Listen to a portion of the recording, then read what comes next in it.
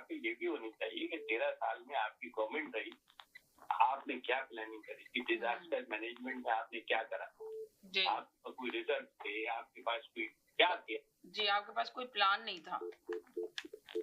और मुझे नहीं लगता कि ये सैयद साहब इनसे दुनिया भाग रही है। आज मिस्टर ट्रंप की स्टेटमेंट थी, वो कहता है इतने सालों से ये सलाद के लिए पैसे ले रहे हैं, इन्होंने क्या किया है? अब तो दुनिया इनसे भाग रही है। मैं यही तो कह रहा हूँ कि हम यही तो मैंने कहा ना अभी कि जब भी कुछ हो जाता है मैंने इसलिए बोला कि आप इनको दुनिया छोड़ के भाग रही है। मैं यही कहूँगा कि कोई भी ट्रंप ने पूरी दुनिया को बता दिया कि वो अब पैसे देने वाला नहीं है दुनिया को जी। वो अपने पैर पर खुद खड़े हो। उन्होंने जितने पैसे अभी आप देखे ना कि उसने किस तरह का वो लेकर आया है। किसी सूरत भी वो कह रहा था कि जी अभी देखते हैं शाम तक फैसला आएगा, मंडे तक फैसला। अब तो उसने फैसला कर ही लिया जी। वो कहता है अमेरिका फर्स्ट, ठीक है, अमेरिका उसकी प्रायोरिटी, इसी तरह हर मुल्क की अपनी अपनी प्रायोरिटी होनी चाहिए। हमारे यहाँ कैपेबल लोगों की या जो ऐसे लोग जो प्लानिंग कर सकते हैं, जो चीजें बाहर उनकी कमी नहीं है मगर उनको ऊपर आने का मौका ही नहीं दिया जाता।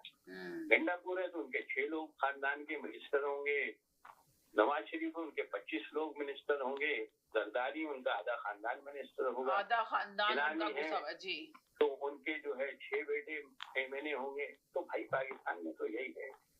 और अगर इसमें कोई समझता है कि जागरानी और ये जो है लगारी और मदारी के चुंगल से निकल के आप आगे बढ़ जाएंगे, ये कभी भी नहीं होता। ये लोगों को रखा गया है, इनको खरीदा जाता है।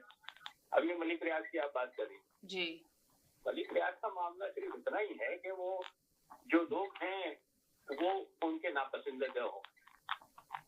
ये मलिक रियाज वही है ना जो 40 साल 20 साल से पाकिस्तान में कारोबार कर रहे थे, जिनके एम्प्लॉय में सिविलियन से ज्यादा रिटायर्ड फौजी थे।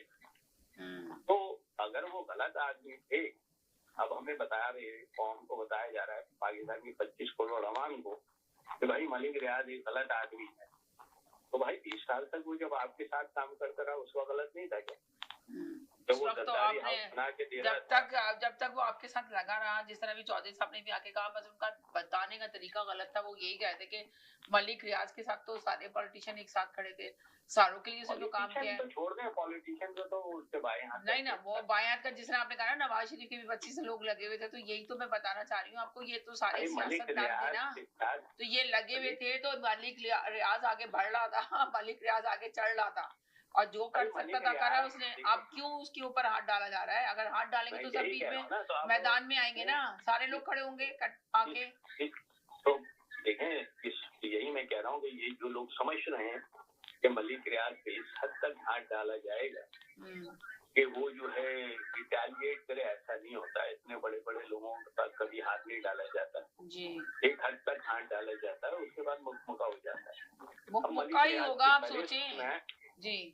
मलिक रियाज की तारीफ में सिर्फ सियासतदान नहीं है, उसमें साथी भी हैं, उसमें ब्यूरोक्रेसी भी है, उसमें फौज के लोग भी हैं, भले वो रिटायर्ड होगा। उनके सारे एम्प्लॉय, ऐसा नहीं हो सकता कि मलिक रियाज के लिए सॉफ्ट कॉर्नर इन लोगों के दिल में नहीं हो।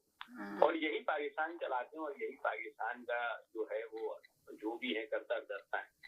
तो आपस में चकलिश हो जाती है, लड़ाई हो जाती है, किसी वक्त दिन बुरे होते हैं, किसी वक्त किसी दिन बुरे होते हैं। वो सब एक ही थाली के चट्टा बट्टा है, वो मामला तय हो जाएंगे। अगर नहीं होगा, यानी एक एग्जाम्पल सेट हो जाए शायद, जो कि मैं समझता हूँ, मेरे हिसाब से तो नहीं।